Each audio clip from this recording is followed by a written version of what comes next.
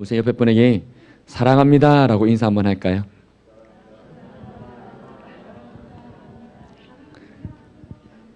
그리고 이렇게 한번 더 인사했으면 좋겠습니다. 사랑해 주셔서 감사합니다. 이렇게 한번 인사할까요?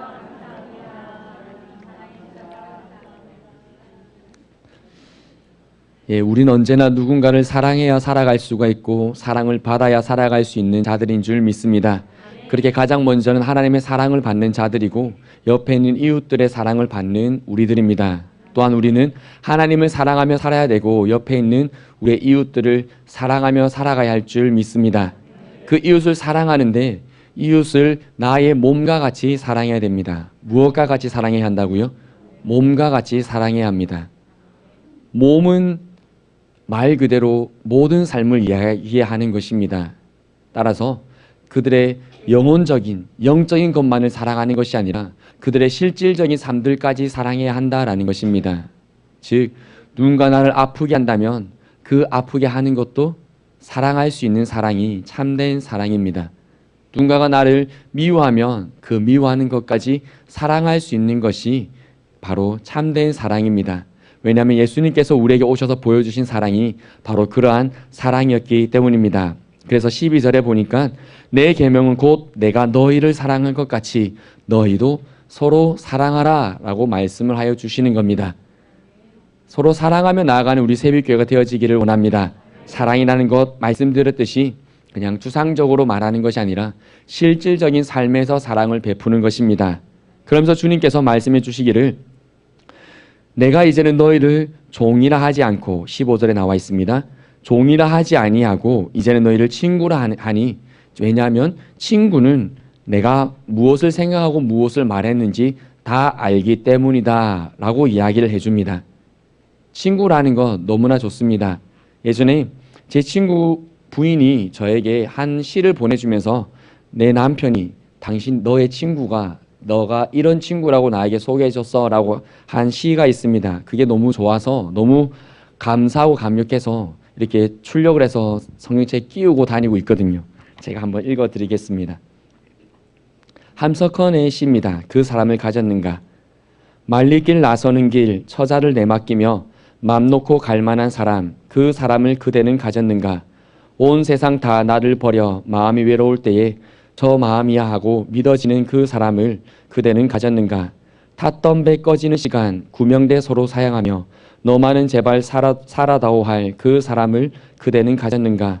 불의의 사형장에서 다 죽어도 너의 세상 빛을 위해 저만은 살려두거라 일러줄 그 사람을 그대는 가졌는가. 잊지 못할 이 세상을 놓고 떠나려 할 때 저 하나 있으니 하며 빙긋이 웃고 눈을 감을 그 사람을 그대는 가졌는가.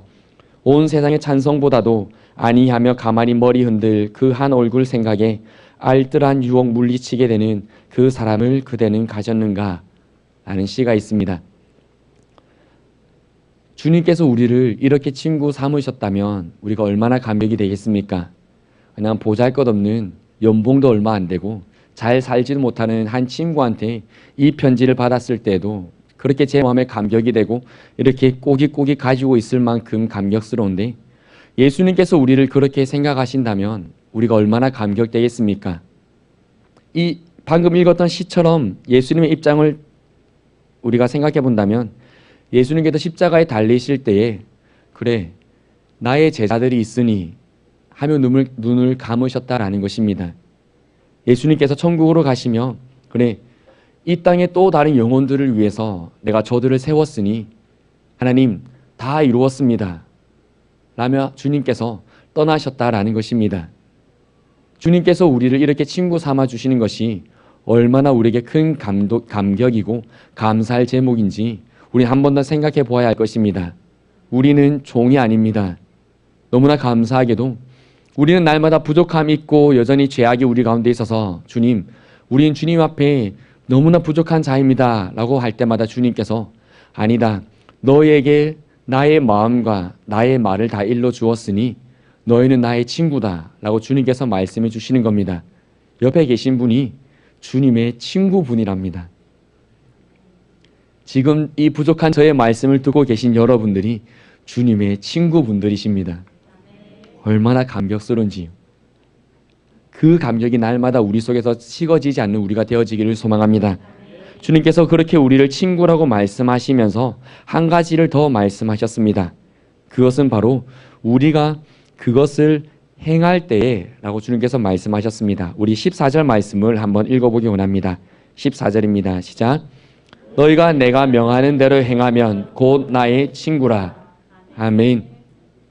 주님께서 우리를 친구라고 불러주시며 한 가지의 부탁을 하십니다. 내가 너에게 알려주온 그 말들을 살아가는 그곳에서 행하라 라고 주님께서 말씀을 하시는 것입니다. 그래서 주님을 믿는다는 것은 믿고 따라가는 것을 말하는 겁니다. 단순히 입술로만 고백하는 것이 아니라 그것을 믿고 살아가고 그분을 닮는 것이 바로 믿음이다라는 것입니다. 그렇기에 실천할 수 있는 우리의 믿음 되어지기를 소망합니다. 우리가 알고 있는 말씀들을 행하는 우리가 되어지기를 소망합니다. 예수님께서 우리를 사랑하셨습니다. 그래서 고린도전서 13장에 보면 사랑은 언제나 오래 참는다라고 말씀하셨습니다. 예수님께서 길을 가실 때에 많은 사람들이 바리새인들과 서기관들이 한 여인을 잡아서 예수님께로 끌고 옵니다. 그 여인은 현장에서 가늠하다가 잡혀온 여인입니다. 사람들이 얼마나 더럽게 봤겠습니까? 얼마나 추악하게 끌고 왔겠습니까? 얼마나 무자비하게 끌고 왔겠습니까? 주님의 입장에서도 그 죄 때문에 주님께서 이 땅에 오셨습니다. 그 죄가 인간들에게 없었다면 주님께서 오실 필요가 없는데 그 죄 때문에 예수님께서 이 땅에 오셔서 조금 뒤에 십자가에 달리셔야 되는데 또 그 죄를 짓고 있는 여인이 예수님 앞에 나왔습니다. 예수님 기분이 어떨까요? 화가 나셔야 되는 게 정상 아닐까요? 너희들이 이러한 죄만 짓지 않으면 내가 내려오지 않아도 됐는데 그런데 또 내 앞에서 그러한 죄를 짓고 있어. 내 앞에서 치워라고 말씀하시면 그 애는 당장이 죽을 것입니다. 누가 보더라도 절대 율법을 어기지 않은 예수님의 행동일 것입니다. 그런데 예수님께서 그 여인에게 그 주위 사람들에게 무엇이라고 말합니까? 너희 중에 죄 없는 자가 돌로 치라. 그러자 어른에서부터 아이에게 이르기까지 서로 차근차근 그 길을 떠났다라고 말합니다. 그러면 이제 예수님께서 돌을 던지시면 되죠. 죄를 짓지 아니하시는, 죄가 있지 않은 예수님께서 이제는 뭐라고 훈계하시면 되죠. 근데 주님께서 그 여인에게 이렇게 말합니다. 너를 치려는 자들이 어디 있느냐? 선생님 없습니다. 그러자 주님께서 이렇게 말씀하십니다. 나도 너를 정죄하지 아니하노니 가서는 다시 그런 죄를 짓지 마라. 이것이 오래 참음입니다. 이것이 사랑은 오래 참고 할 때의 오래 참음이라고요. 하나님의 말씀을 따라 살다 보면 어려움을 겪습니다. 오늘 말씀도 보면 19절에 보니까 너희가 세상에 속하였으면 세상이 자기의 것을 사랑할 것이나 너희는 세상에 속한 자가 아니요 도리어 내가 너희를 세상에 택하였기 때문에 세상이 너희를 미워할 것이다 라고 말씀하십니다. 말씀 지키고 살아가면 어려움 당합니다. 말씀 순종하며 살아가면 불이익 당합니다. 말씀 순종하며 살아가면 우리의 회사에서, 우리의 직장에서, 내가 만나는 친구들 사이에서 외톨이가 됩니다. 사랑은 그것을 오래 참는 겁니다. 하나님을 사랑하라 하셨던 그 말씀은 그렇게 오래 참으며 하나님을 사랑하여 그 말씀을 지켜 행하는 것입니다. 나를 미워하는 사람이 있습니다. 나를 핍박하는 사람이 있습니다. 뒤에서 나에 대해서 안 좋은 소문 만드는 사람이 있습니다. 그런데 그 사람이 어려운 일을 당했습니다. 그럴 때 그 사람을 도와주는 것이 오래 참는 사랑입니다. 그 사람이 기쁜 일을 만났습니다. 그 사람을 축복해 주는 것이 오래 참음의 사랑입니다.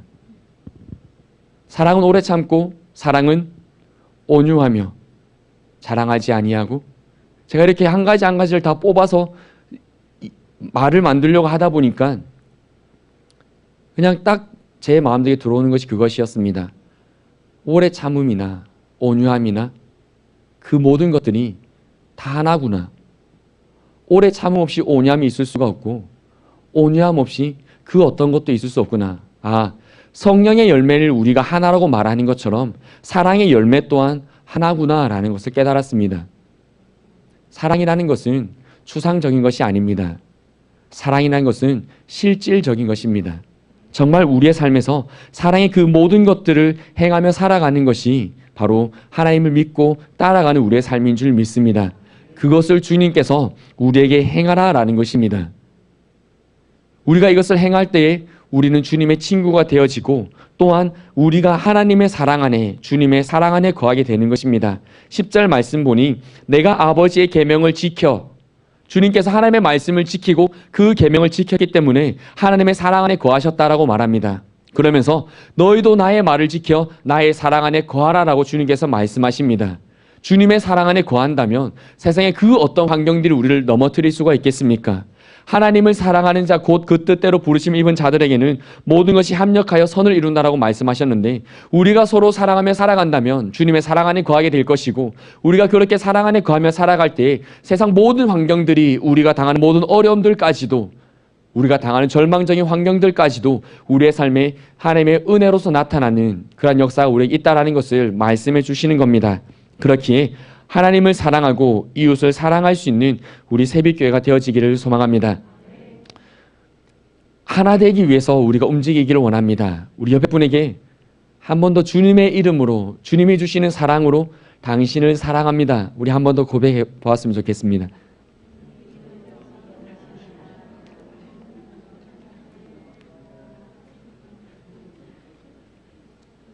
사랑하면 너무 좋습니다. 그렇죠? 막 화내고 짜증내면서 사랑한다 말씀하시는 분들이 있습니까? 요즘 츤데레라는 말이 있습니다.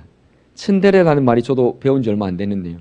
막 틱틱대면서 해줄 것 해주는 사람들. 예를 들어서 자기야 이거 사줘 이러면 뭐 안다고 그런 거 필요 없다 이랬는데 나중에 집에 가보니까 그게 있고, 이거 맛있겠다 이러면 그 딱 먹지 마, 살찐 내놓고 나중에 생일 선물로 그런 거 사주고 막 이런, 이 틱틱대면서 해주는 거. 그런 단순히 츤데레 그런 것이 아니라 정말로 우리의 마음속에 진실로 사랑함으로 우리의 삶을 하나님 앞에서, 그리고 나와 만나는 사람들 앞에서 실질적으로 사랑하며 살아가는 우리가 되어지기를 원합니다. 틱틱대는 게 아니라 진실된 사랑으로 나의 눈에 사랑을 담고, 나의 목소리에 사랑을 담고, 나의 행동에 사랑을 담아서 그 사람이 사랑을 느낄 수 있는 사랑을 할 수 있기를 원합니다. 절대 사랑은 내 방식대로 하는 것이 아닙니다. 하나님을 사랑하는 것, 내 방식대로 사랑하는 것이 아닙니다. 우리 방식대로 얼마든지 사랑할 수는 있죠. 하지만 하나님께서 그것을 사랑이라고 여기지 않으시면 우리는 하나님께 사랑을 고백하는 것이 아닙니다. 옆에 분들에게도 마찬가지입니다. 내 입장에서 사랑한다고 얘기해봤자 중요한 것이 아니라 그 사람이 사랑을 느낄 수 있게 사랑을 하는 것이 진실된 사랑입니다. 왜냐하면 그 사람이 사랑을 느끼게 하기 위해서 내가 무엇인가를 오래 참고 온유해야 되고 포기해야 되고 시기하지 아니하고 질투하지 아니하고 도박하지 아니하고 성내지 아니하게 되거든요. 그것이 바로 사랑입니다. 그러한 사랑이 있을 때 우리 교회는 얼마든지 감사가 넘칠 줄 믿습니다. 딴 게 감사이겠습니까? 감사할 거 너무나 많지요. 저도 오늘 감사할 거 생각을 하다가 김영민 전도사님이 전임으로 올라와서 너무나 감사합니다. 오늘 점심 같이 먹었거든요. 어제 점심은 전사님 댁 가서 김치찌개 얻어 먹었거든요. 부인이 있으니 국물이 있더군요. 그래서 제가 오늘 저는 만두국을 끓여 먹었다는 거 아닙니까? 부인이 없어도 나는 국을 먹겠다. 하지만 사랑이 없어서 별로였습니다. 조미료만 만났죠. 감사한 게 너무나 많더라고요. 너무 세세한 것들도 너무 감사할 것 많잖아요. 그리고 그 감사가 이어지다 보면 얼마든지 우리의 삶에 사랑할 것들이 생기더라고요. 영민 전사님이 더 사랑하게 됐습니다. 감사가 넘치는 교회, 감사할 넘치자 하다 보니까 감사가 넘치면 자연스럽게 사랑이 넘치겠구나 라는 묵상을 하게 되었습니다. 왜냐하면 감사가 또 사랑을 만드는 열쇠더라고요. 그렇기 때문에 사랑할 수 있는, 감사할 수 있는 우리 교회 되어지기를 소망합니다. 주님께서 우리에게 원하시는 것이다 라고 말씀하셨습니다. 주님께서 언제나 하나님께 감사하셨고 하나님을 사랑하셨습니다. 우리 또한 언제나 하나님께 감사하고 하나님을 사랑할 수 있기를 바랍니다. 또한 이 새벽교회 모든 공동체가 서로 감사하고 사랑할 수 있기를 바랍니다.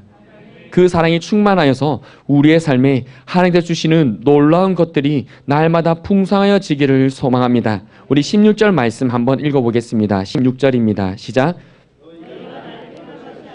내가 너희를 택하여 세웠나니 이는 너희로 가서 열매를 맺게 하고 또 너희 열매가 항상 있게 하여 내 이름으로 아버지께 무엇을 구하든지 다 받게 하려 함이라. 아멘. 서로 사랑하게 하기 위해서 예수님께서 우리를 택하여 세우셨답니다. 무엇을 위해서 우리를 세우셨다고요? 사랑하게 하시기 위해서 세우셨습니다. 주님의 뜻이라고 분명히 말씀하셨거든요. 그러면 우리가 사랑해야 되는 것 선택입니까? 사명입니까? 사명입니다.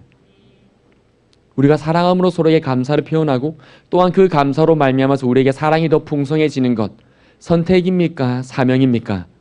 사명입니다. 사명은 해 나갈 때에 반드시 하나님의 보상이 있습니다. 그 보상들이 날마다 우리에게 넘쳐나기를 소망합니다. 사랑은 모든 것을 참으며 모든 것을 믿으며 모든 것을 바라며 모든 것을 견디는 것이라고 고린도전서 13장 7절에 말씀하셨습니다. 또한 사랑은 모든 허물을 가리는 것이라고 잠언 10장 12절에서 말씀하셨습니다. 그리고 사랑은 허다한 죄를 덮는 것이라고 베드로전서 4장 8절에서 말씀하셨습니다. 사랑은 덕을 세우는 것이라고 고린도전서 8장 1절에서 말씀하셨고요. 사랑은 죽음같이 강한 것이라고 아가서 8장 6절에서 말씀하셨습니다. 또한 사랑은 그의 계명을 따라 행하는 것이라고 요한이서 1장 6절에서 말씀하셨습니다. 사랑하는 우리 새벽교회 되어지기를 소망합니다. 함께 기도드리겠습니다.